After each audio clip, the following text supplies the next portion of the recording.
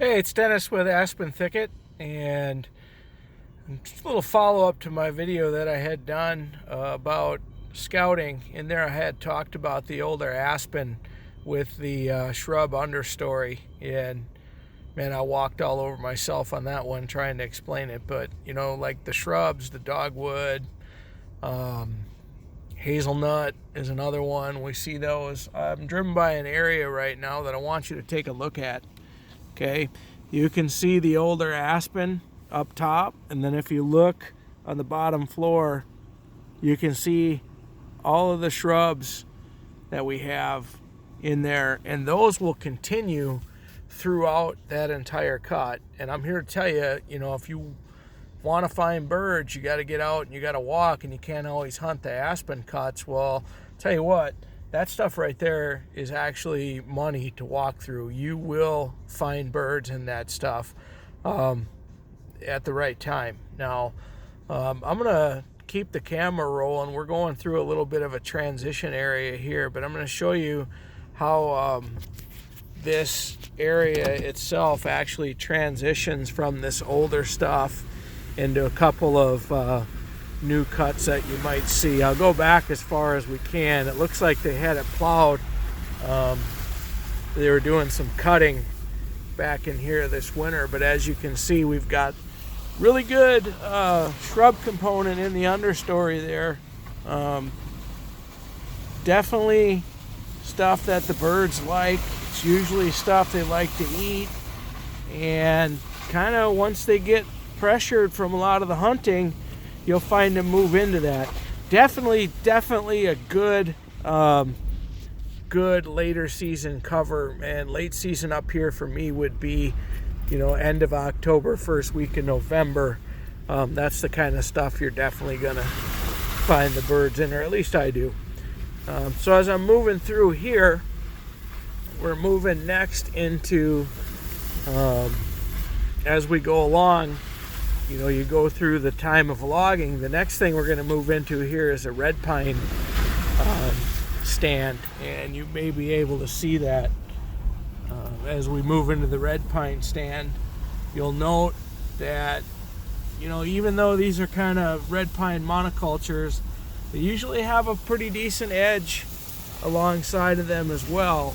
And I'll tell you, there's plenty of times that I have walked through the red pines, and look at this edge. You see the shrubs along the edge, how they kind of blend in. There's a lot of times that I've walked through stuff like that, and you will find these birds in the wide open. So, you know, I'm trying to show you some habitat types to basically kind of diversify what you're doing. Now, this is a good example of what I was talking about before. I'm going to put the camera over to the right, and I want you to notice that you can see there's a cut back there.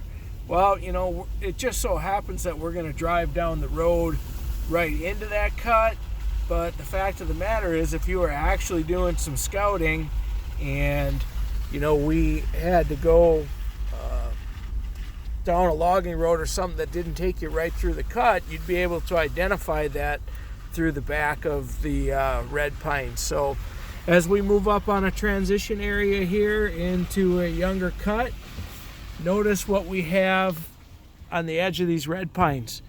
Tons of little aspen trying to come up, and a shrub component. And that stuff is, these are your transition areas. They're really money for birds. So as we go through, we're kind of going to go through a younger aspen cut here. And first I got to run over this tree. Sorry, hun, it's going to be a scratch in your truck. Come up through here, we're going to go through another red pine plantation kind of on one side, and then maples on the other. And I want you to notice as we go through, I'm going to turn the camera around again, and I want you to take a look at what we're going to find in the understory of these young maples coming up. So you look over there, okay? A lot of the stuff we're going through right now It's a red pine plantation, but somehow we've got a lot of younger little stuff that's coming up in there, and as you get in there, it's actually like little maples with a lot of little spinners on them, okay?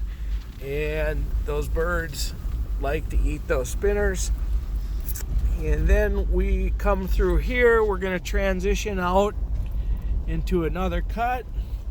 But if you'll notice along the edge, it's a combination of thick and open, thick and open. Okay, this just so happens to have a trail there, but you know, what I was really trying to, get to you today, other than getting out and scouting, is that these are really where you're going to see your edges at and start to identify those edges. And maybe, when you get out this fall, instead of going right through the cut,